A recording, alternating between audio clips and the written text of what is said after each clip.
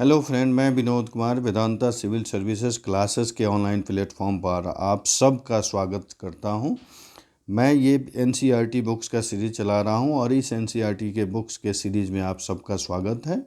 इस सीरीज़ में class 10th का एनसीईआरटी पॉलिटी की बुक्स है और इस बुक्स का पहले चैप्टर का डिस्कशन मैं कर चुका हूं और आज ये दूसरा चैप्टर है। दूसरा चैप्टर का नाम है संघवाद, यानी भारतीय संघवाद की चर्चा यहाँ पे की गई है और इसमें ये बताने की कोशिश की जा रही है कि भारत में सेंट्रल और राज्य, केंद्र और राज्य के बीच शक्तियों का बंटवारा किस रूप में किया गया है और वह बंटवारा क्यों इम्पोर्टेंट है हमारे भारतीय संघवाद को बनाए रखने के लिए। आइए स्टार्ट करते हैं। देखिए, ध्यान रखें कि अगर आप कमीशन की तैयारी कर रहे हैं या करने का सोच रहे हैं तो आपके लिए बहुत इम्पोर्टेंट सीरीज है ये। इसके बिना आप कमीशन कर ही नहीं सकते। अगर इस सीरीज को देखते हैं, इस पैटर्न को फॉलो करते हैं, यानी मेरे कहने का अर्थ है कि आप एनसीईआरटी के पैटर्न को फॉलो करते हैं तो उससे क्या होता है, बेसिक समझ विकसित होती है आपकी और कंसेप्ट क्लियर होता है। और जो कमीशन का स्वरूप है, नेचर है, ये कंसेप्ट बेस ही होता है। एप्लीकेशन बेस्ड क्वेश्चन पूछे जाते हैं तो ध्यान रखें, जब तक आपका कंसेप्ट क्लियर नहीं होगा आप उस नेचर से अपने सोच को नहीं डेवलप करेंगे, तब तक आप कमीशन के पॉइंट को पकड़ नहीं सकते हैं और उसके जो भी डिमांड है उसको फुलफ़िल नहीं कर सकते हैं। इसलिए मेरी गुजारिश है कि आप एनसीईआरटी के बुक्स को जो अवश्य फॉलो करें, और क्योंकि उससे आपका एडवांस, जब लोकल बेसिक कंप्लीट होगा तब एडवांस की तरफ आप बढ़ेंगे, जिससे आपको काफ़ी हेल्प होगा। चलिए, आइए इस सीरीज में हम लोग चला रहे हैं ये पॉलिटी 10th क्लास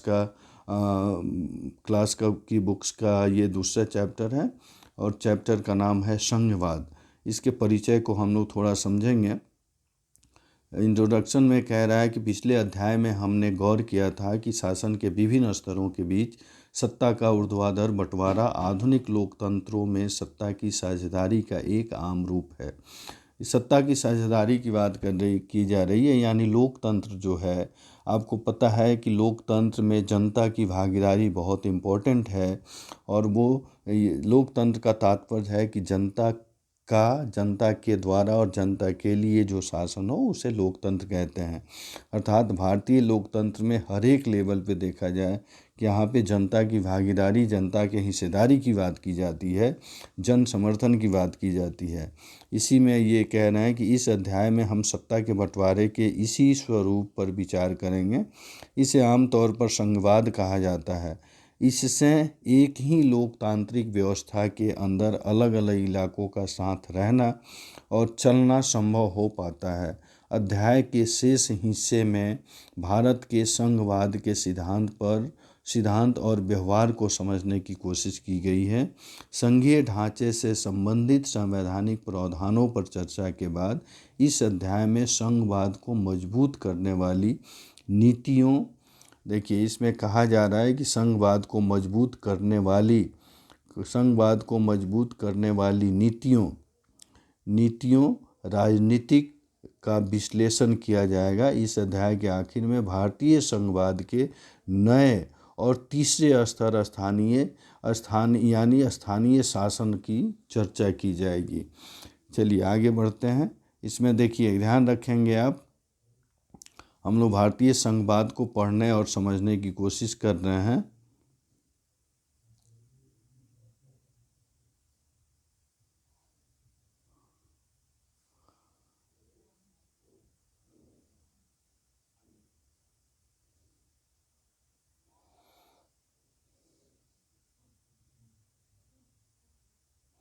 देखिए, भारत में संघीय व्यवस्था की बात यहाँ से चैप्टर स्टार्ट होता है। कहा जा रहा है कि हमने पहले देखा है कि बेल्जियम और श्रीलंका जैसे छोटे देशों को भी अपने यहाँ की विविधता को संभालने में बड़ी मुश्किलें आती हैं। सोचिए कि भारत जैसे विशाल मुल्क में यह काम कितना मुश्किल होगा। बहुत सी कहा जा रहा है कि भारत जैसे विशाल देश में इस विविधता को समझने में बहुत सी मुश्किलें हो सकती हैं। बहुत सी, जहाँ जहाँ भाषाओं, धर्म और क्षेत्रों के लोग रहते हैं। हमारे देश में सत्ता की साझेदारी की क्या व्यवस्था है, आइए संविधान से ही शुरू करें। एक बहुत ही दुखद और रक्त रंजित विभाजन के बाद भारत आज़ाद हुआ। आज़ादी के कुछ समय बाद ही हमने स्वतंत्र रजवाड़े भारत में विलीन हो गए। भारतीय संविधान ने भारत को राज्य संघ घोषित किया। इसमें संघ शब्द नहीं आया, पर भारतीय संघ का गठन संघीय शासन व्यवस्था के सिद्धांत पर हुआ। आइए, हमने ऊपर संघीय व्यवस्था की जिन 7 विशेषताओं का जिक्र किया था उन्हें फिर से देख लें। हम देख सकते हैं कि ये सभी बातें भारतीय संविधान के विभिन्न प्रावधानों पर लागू होती है। संविधान ने मौलिक रूप से 2 स्तरीय शासन व्यवस्था का प्रावधान किया था।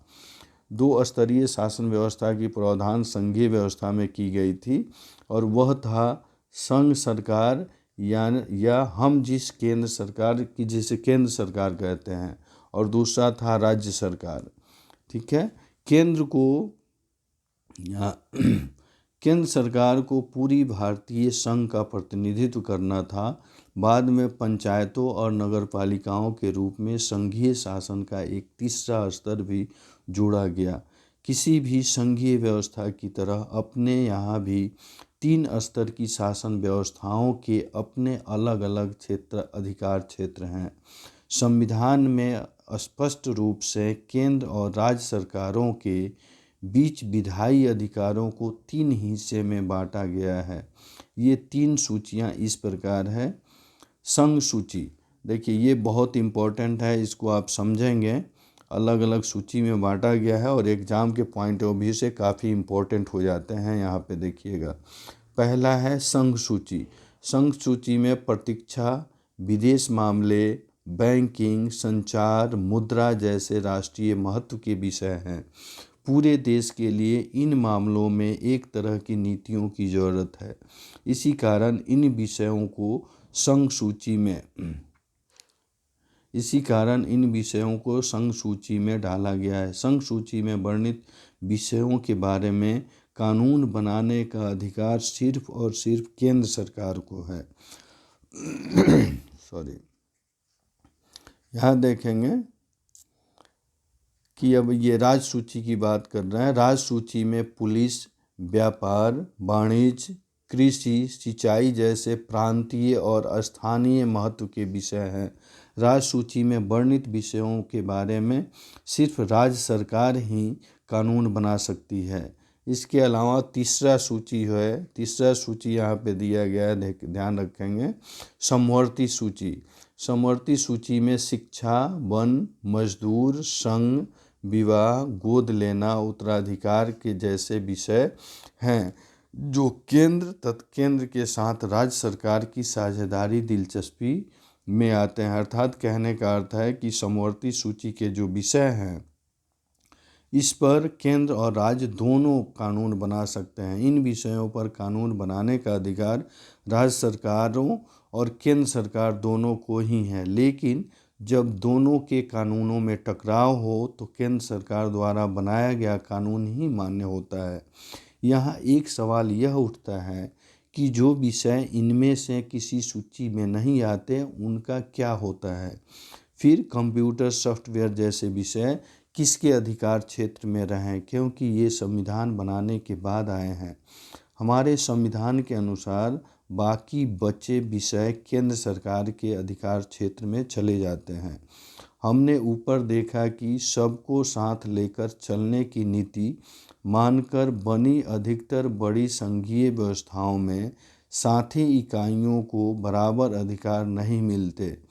भारतीय संघ के सारे राज्यों को भी बराबर अधिकार नहीं है। कुछ राज्यों को विशेष दर्जा प्राप्त है। भारत में जम्मू कश्मीर एकमात्र ऐसा राज्य है जिसका अपना संविधान है। इस राज्य में विधानसभा की अनुमति के बगैर भारतीय संविधान के कई प्रावधानों को लागू नहीं किया जाता। इस राज्य के अस्थायी निवासियों के अतिरिक्त कोई भी भारतीय नागरिक यहाँ ज़मीन या मकान नहीं खरीद सकता। असल में भारत के कई अन्य क्षेत्रों के लिए भी कुछ ऐसे ही विशेष प्रावधान किए गए हैं। भारतीय संघ की कई इकाइयों को बहुत ही कम अधिकार हैं। ये वैसे छोटे इलाके हैं जो अपने आकार के चलते स्वतंत्र प्रांत नहीं बन सकते। इन्हें किसी मौजूदा प्रांत में विलीन करना भी संभव नहीं है।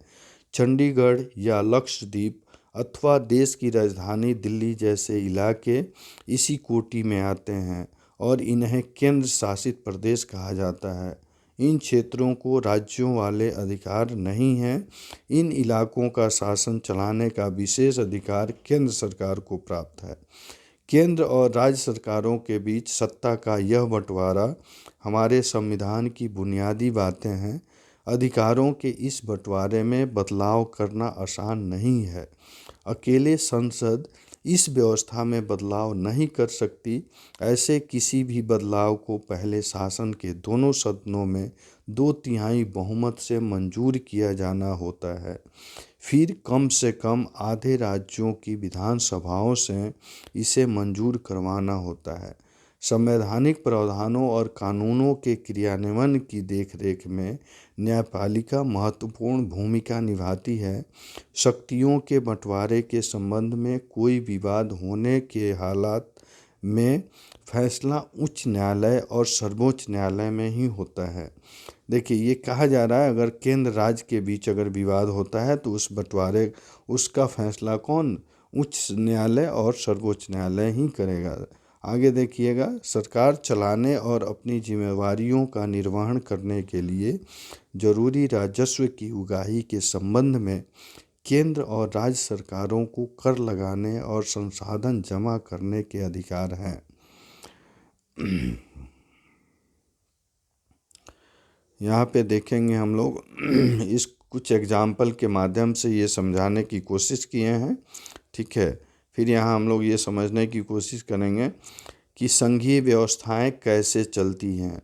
संघीय व्यवस्था के कारगर कामकाज के लिए संवैधानिक प्रावधान जरूरी है, पर इतना ही पर्याप्त नहीं है। अगर भारत में संघीय शासन व्यवस्था कारगर हुई है तो इसका कारण सिर्फ संवैधानिक प्रावधानों भर का होना संभव नहीं है।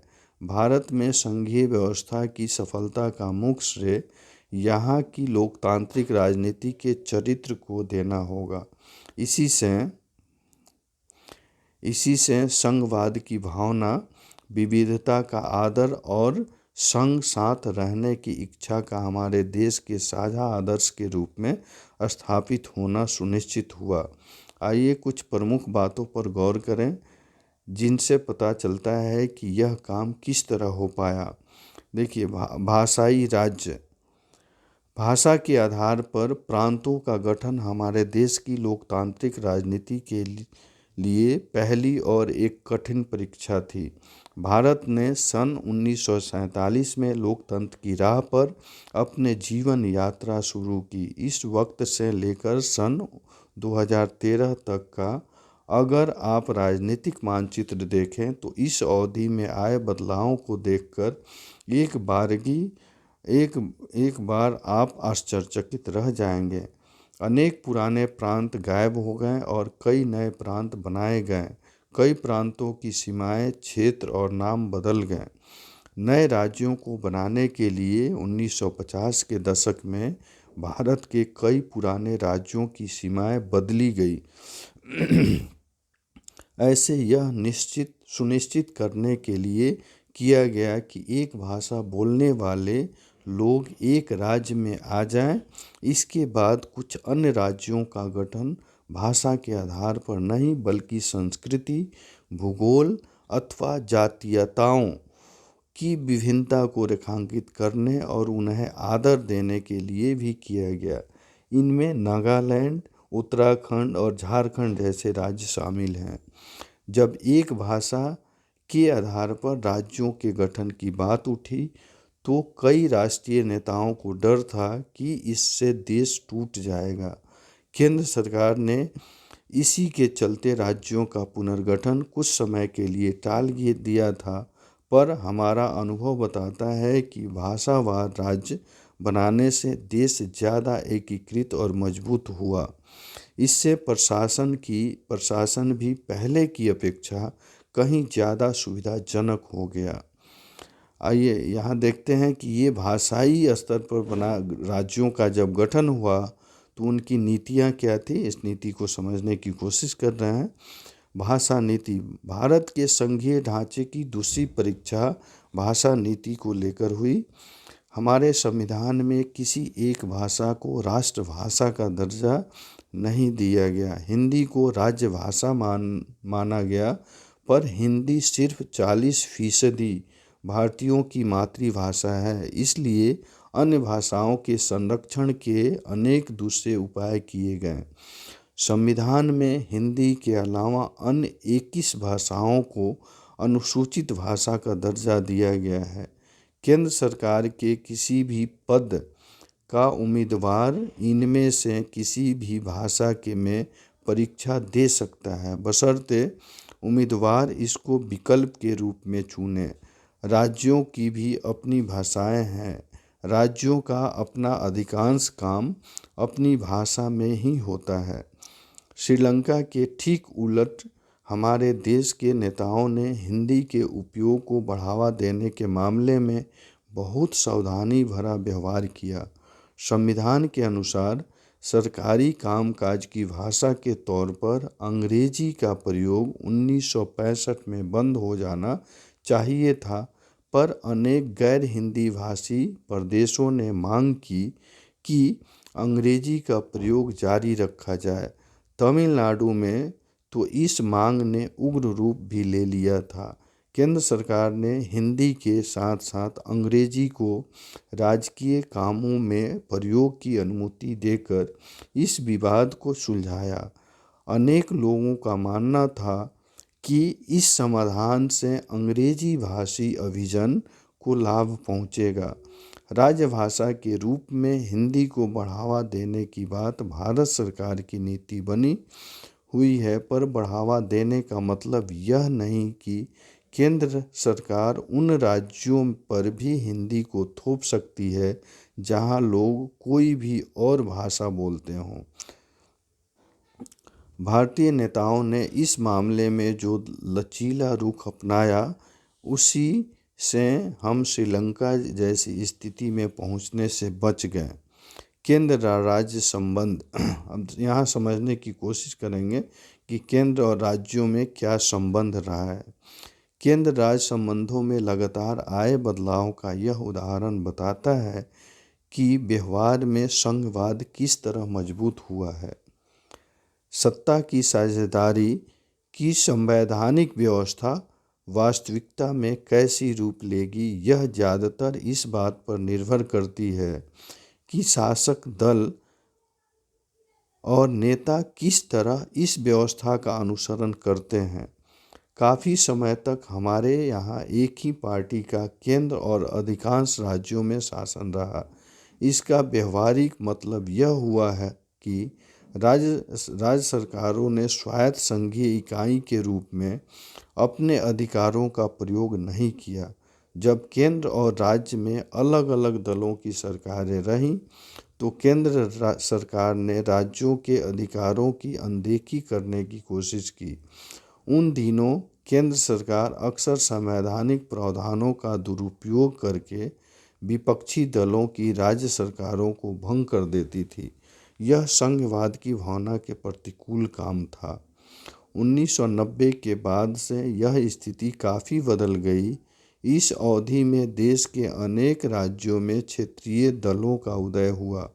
यही दौर केंद्र में गठबंधन सरकार की शुरुआत का भी था। चूँकि किसी एक दल के लोकसभा में स्पष्ट बहुमत नहीं मिला, इसलिए प्रमुख राष्ट्रीय पार्टियों को क्षेत्रीय दलों समेत अनेक पार्टियों का गठबंधन बनाकर सरकार बनानी पड़ी। इससे सत्ता में साझेदारी और राज्य सरकारों की स्वायत्तता का आदर करने की नई संस्कृति पनपी। इस प्रवृत्ति को सुप्रीम कोर्ट के एक बड़े फैसले से भी बल मिला। इस फैसले के कारण राज्य सरकार को मनमाने ढंग से भंग करना केंद्र सरकार के लिए मुश्किल हो गया। इस प्रकार आज संघीय व्यवस्था के तहत सत्ता की साझेदारी संविधान लागू होने के तत्काल बाद वाले दौर की तुलना में ज़्यादा प्रभावी है। आइए नेक्स्ट सब टॉपिक को समझने की कोशिश कर रहे हैं। भारत की भाषाई विविधता, यानी देखा जाता है कि भारत में अलग अलग राज्यों में भाषाएं जो बोली जाती है उसमें कितनी विविधता है, भारत में कितनी भाषाएं हैं, इसका जवाब इस बात पर निर्भर करता है कि आप भाषाओं की गिनती किस तरह करते हैं। इस बारे में अधिकृत नवीनतम सूचना 2001 के जनगणना के आंकड़ों से हासिल होती है।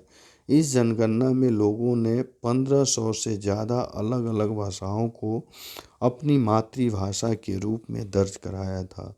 इन भाषाओं को कुछ प्रमुख भाषाओं के साथ सूची समूहबद्ध कर दिया जाता है, जैसे भोजपुरी, मगही, बुंदेलखंडी, छत्तीसगढ़ी, राजस्थानी, भिल्ली और ऐसी ही दूसरी भाषाओं को हिंदी के अंदर जोड़ लिया जाता है। ऐसी समूहबद्धता के बाद भी जनगणना में 114 प्रमुख भाषाएं पाई गई। इनमें से 22 भाषाओं को भारतीय संविधान की 8वीं अनुसूची में रखा गया है और इसी कारण इन्हें अनुसूचित भाषाएं, ये ध्यान रखेंगे, यहाँ से हमेशा प्रश्न बनता है कि कितने भाषा को कहाँ पे रखा गया है। तो कहा जा रहा है कि ये जनगणना में 114 प्रमुख भाषाएं पाई गई, जिसमें टोटल 22 भाषाओं को भारतीय संविधान की 8वीं अनुसूची में रखा गया और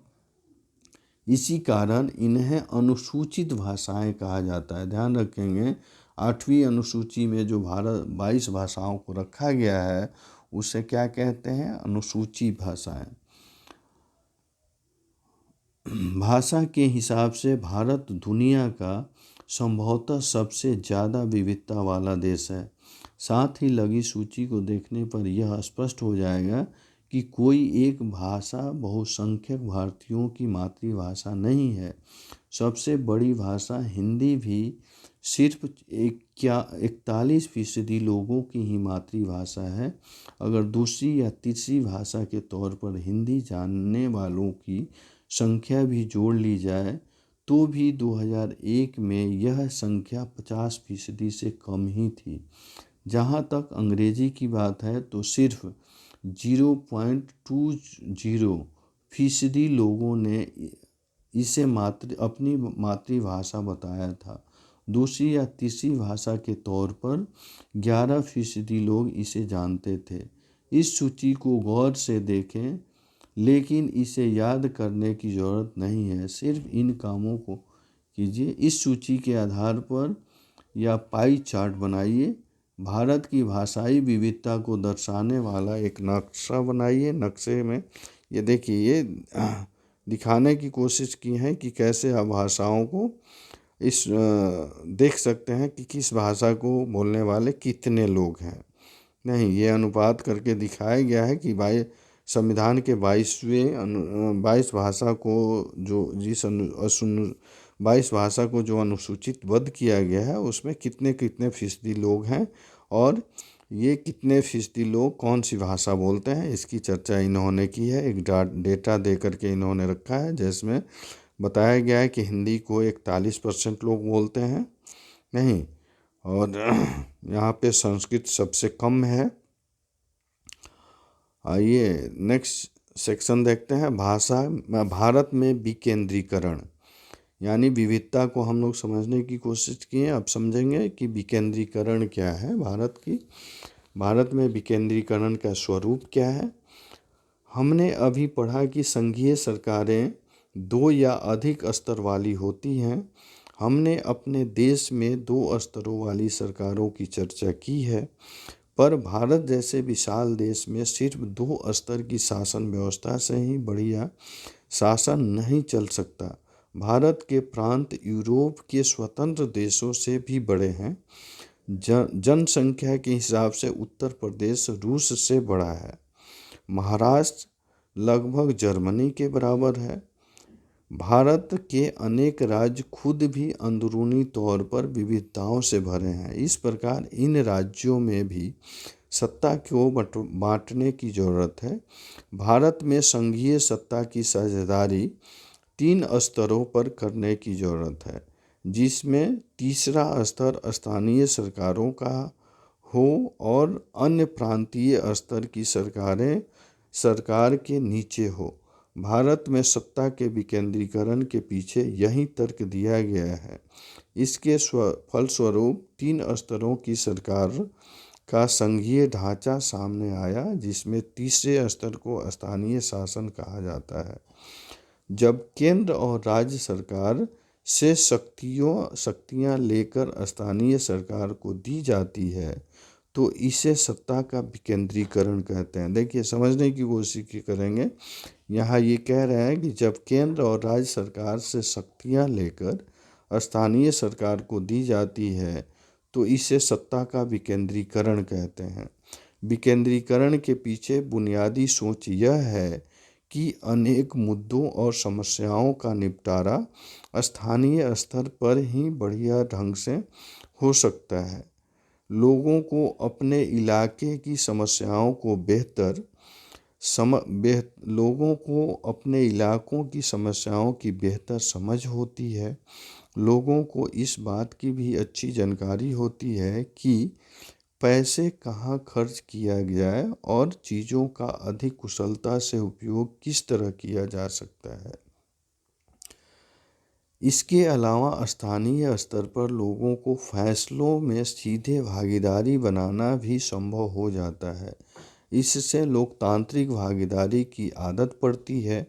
स्थानीय सरकारों की स्थापना स्वशासन के लोकतांत्रिक सिद्धांत को वास्तविक बनाने का सबसे अच्छा तरीका है। विकेंद्रीकरण की जरूरत हमारे संविधान में भी स्वीकार की गई। इसके बाद से गांव और शहर के स्तर पर सत्ता के विकेंद्रीकरण की कई कोशिशें हुई हैं। सभी राज्यों में गांव के स्तर पर ग्राम पंचायतों और शहर में नगरपालिकाओं की स्थापना की गई थी, पर इन्हें राज्य सरकारों के सीधे नियंत्रण में रखा गया था। इन स्थानीय सरकारों के लिए नियमित ढंग से चुनाव भी नहीं कराए जाते थे। इनके पास न तो अपना कोई अधिकार था न संसाधन। इस प्रकार प्रभावी ढंग से सत्ता का विकेंद्रीकरण नामात्र का हुआ था।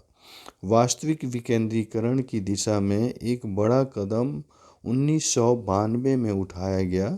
संविधान में संशोधन करके तहत लोकतांत्रिक शासन व्यवस्था के इस तीसरे स्तर को ज़्यादा शक्तिशाली और प्रभावी बनाया गया।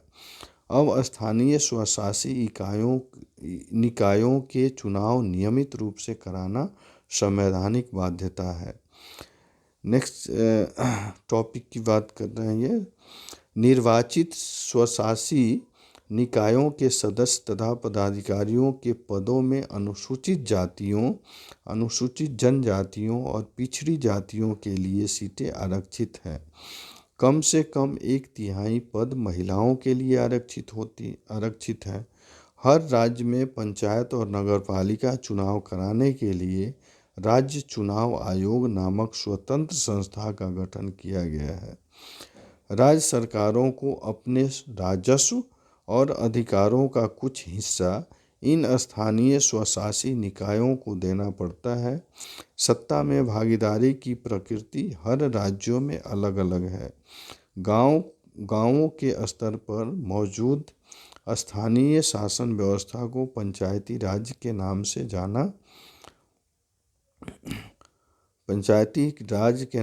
जाना जाता है। प्रत्येक गांव में और कुछ राज्यों में ग्राम समूह की प्रत्येक गांव में एक ग्राम पंचायत होती है। यह एक तरह की परिषद है जिसमें कई सदस्य और एक अध्यक्ष होता है। सदस्य वार्डों में से चुने जाते हैं और उन्हें सामान्यतः पंच कहा जाता है। अध्यक्ष को प्रधान या सरपंच कहा जाता है। इनका चुनाव गांव अथवा वार्ड में रहने वाले सभी वयस्क लोग मतदान के जरिए करते हैं। यह पूरे पंचायत के लिए फैसला लेने वाली संस्था है। पंचायतों का काम ग्राम सभा की देख रेख में चलता है। गांव के सभी मतदाता इसके सदस्य होते हैं। इससे ग्राम पंचायत का बजट पास करने और इसके कामकाज की समीक्षा के लिए साल में कम से कम 2 या 3 बार बैठक करनी होती है। स्थानीय शासन का ढांचा जिला स्तर तक का है। कई ग्राम पंचायतों को मिलाकर पंचायत समिति का गठन होता है। इसे मंडल या प्रखंड स्तरीय पंचायत भी कहा जाता है। इसके सदस्यों का चुनाव उस इलाके के सभी पंचायत सदस्य करते हैं। किसी जिले के सभी पंचायत समितियों को मिलाकर जिला परिषद, देखिए ध्यान रखेंगे यहाँ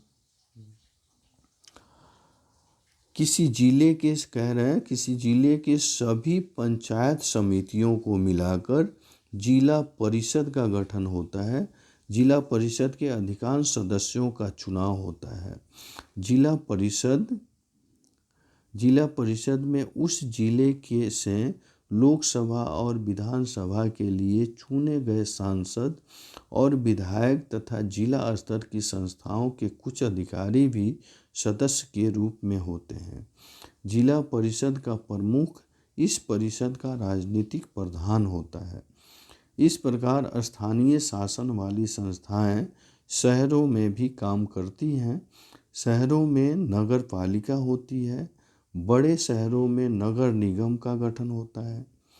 नगर पालिका, देखिए ये स्पष्ट कह रहे हैं कि स्थानीय शासन वाली संस्थाएं शहरों में भी काम करती है। शहरों में क्या होता है, नगर पालिका होती हैं और बड़े शहरों में नगर निगम का गठन होता है।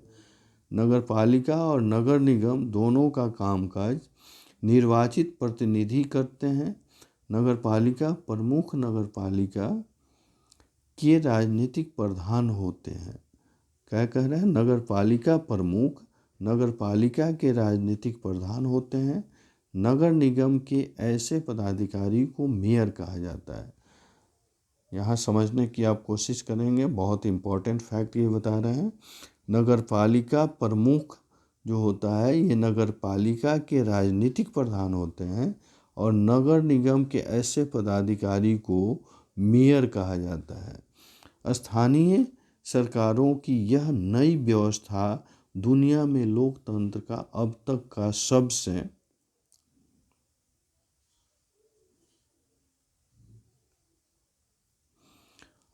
का सबसे महत्वपूर्ण व्यवस्था साबित हुआ है।